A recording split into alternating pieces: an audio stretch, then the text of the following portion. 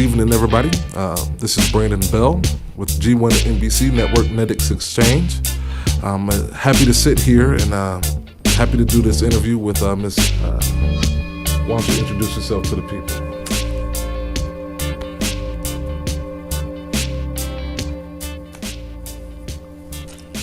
Word. Now, what did you just say to the people? No. I need $20. I mean, I would. If you need $20, I got you. No problem. I'm starting off making a point. Okay. First of all, hello everyone. My name is Debbie Fruits. The reason I asked for $20 because people, in order to communicate with the deaf, they have to pay. And that's how we're going to start this interview off. Now, I want everybody to know this interview with Miss Debbie Fruits is very important for everybody to hear. This is a message that's definitely need to be heard to the public. If you are aware, this will give you more insight. If you're not aware, this will give you a good introduction. So let's go ahead and get this on the road. Once again, this is Miss Debbie Fruits, definitely speaking voice at radio, CEO of and founder of Deaf Creations LLC. Yes. And first off, definitely. Yes. DEAF, definitely speaking, and that's what I'm doing now. We've been isolated for decades, and I'm definitely speaking out. Right. And why don't you tell us the inspiration behind Definitely Speaking? I have two daughters that's deaf. My youngest one is 36. In 2010, she attempted suicide. And I've been seeking help for her ever since. It's very disconcerting that here she is. It's sad. She is so challenging for them to live in a hearing world, and no one knows how to communicate with her. She also has lupus, and which is if you don't take care of yourself properly, it could be deadly. So, and she's always in some degree of pain. And then another challenge she faced is raising hearing children. You know, so I always have been advocating, but it became more intense when my first grandson was born, and then even more intense after she attempted suicide. And in this process, explain to the people the changes that has occurred in your life, and getting this message out and dealing with your daughter and raising your grandchildren. Now, the change is my freedom of choice, my freedom of speech, my ability to act as, well, my parenthood has been taken away. A lot of places consider the interpreter more important. My youngest one has had surgery, and when she comes out, we're in the waiting room waiting for her, right? And she comes out of the waiting room, from under the anesthesia. And the physician, they come out and they get the interpreter. And I'm like, excuse me? I'm her mother. I know sign language. I know her better than that interpreter. That interpreter is not my family. And I go back. Wow. Yeah. So, big wow. In Alou, hospitals, law enforcement, education has not lived up to the responsibilities of looking out for the, well, at least in your personal experience with the deaf and blind community. Yes. So explain to the people, situations as far as education or law enforcement, or how does that affect the deaf community? How does that play? In every way, because if you can't communicate with them? How can you help them? And people have created things that didn't happen. And it's scary because our lives, serious situations, we're dependent on that interpreter.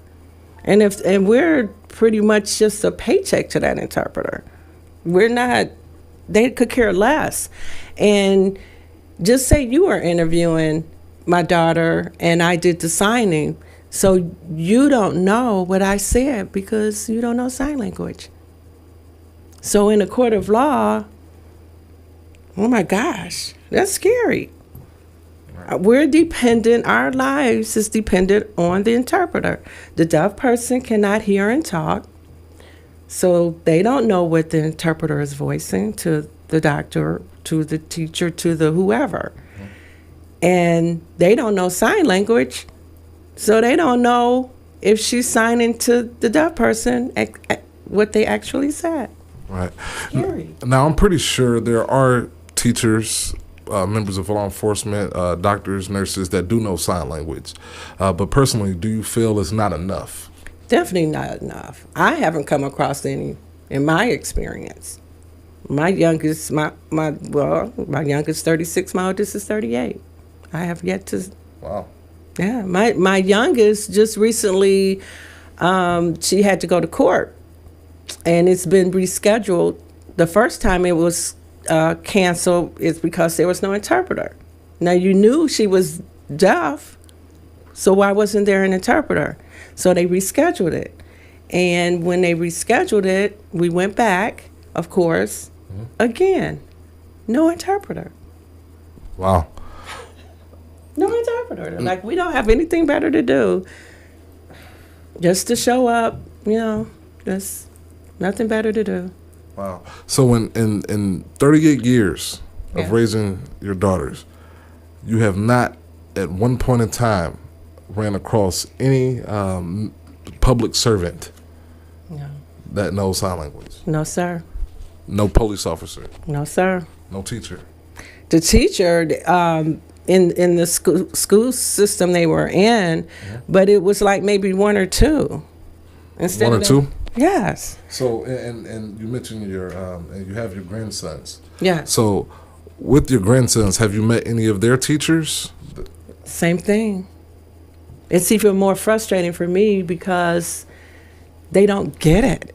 It's like, what type of environment are you creating in the home if you feel that their children don't need to learn sign language because they're not deaf? Are you serious? Are you really serious?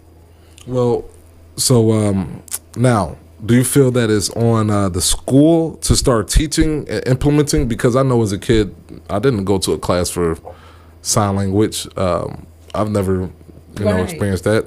I mean, I didn't go to school with too many, of kids, but I do have family members. Yes. So do you feel that it should be implemented in the schools? Exactly. That's my $1 trillion question. What is so wrong with all the kids learning sign language? What is wrong with that? What is wrong? I don't understand it at all. Right. I say with my daughter's teachers as well as my grandchildren's teacher, if my youngest granddaughter, she's 8. Mm-hmm.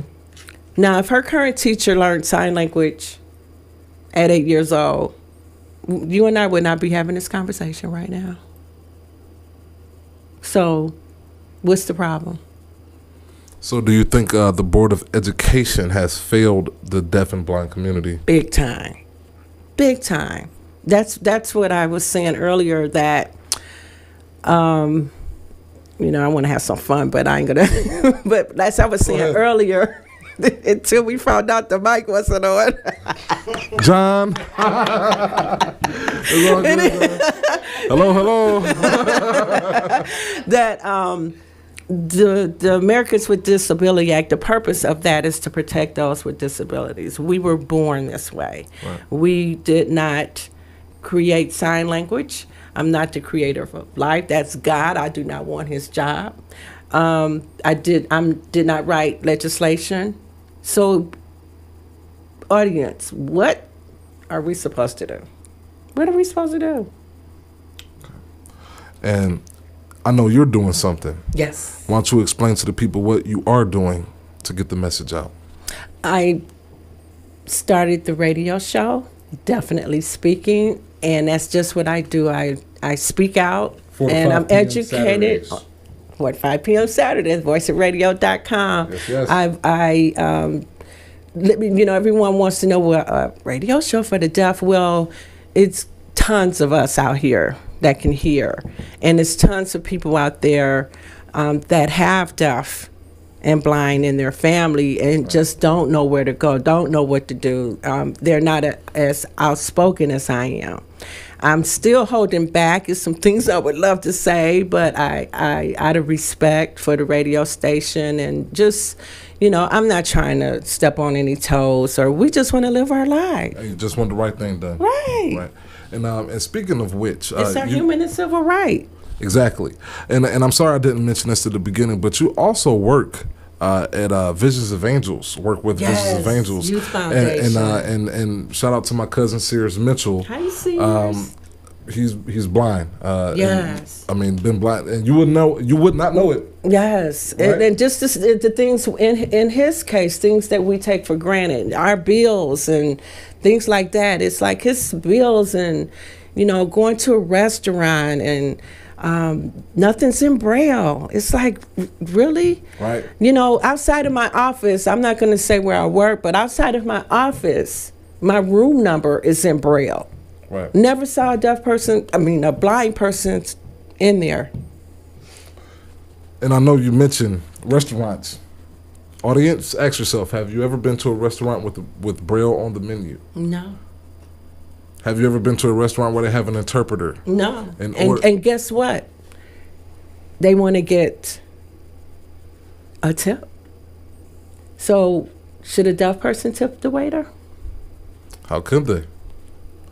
Now this comes down to, do you feel that overall as the government, the country, whoever is responsible for education, do you feel that they feel it's just an inconvenience upon the system?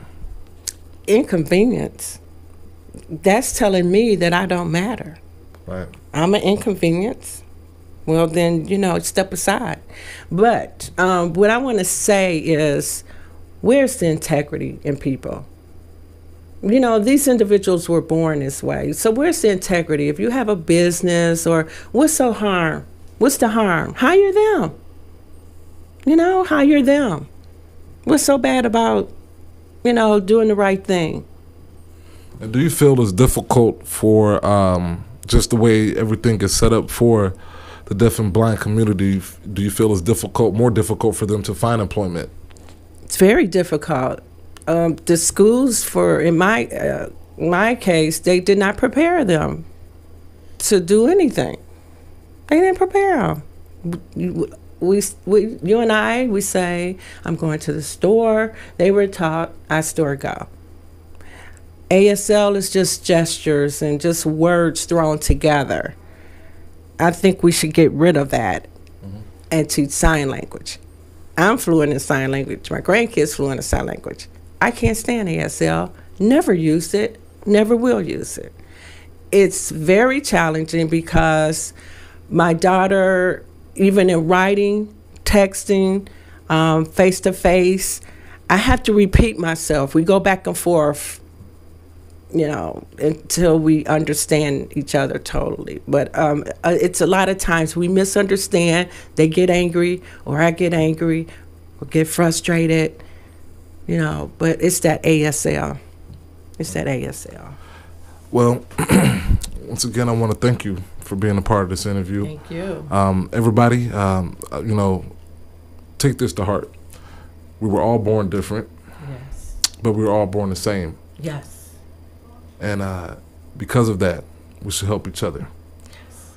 Let's help Ms. Fruits get this mission, get this message out to the masses.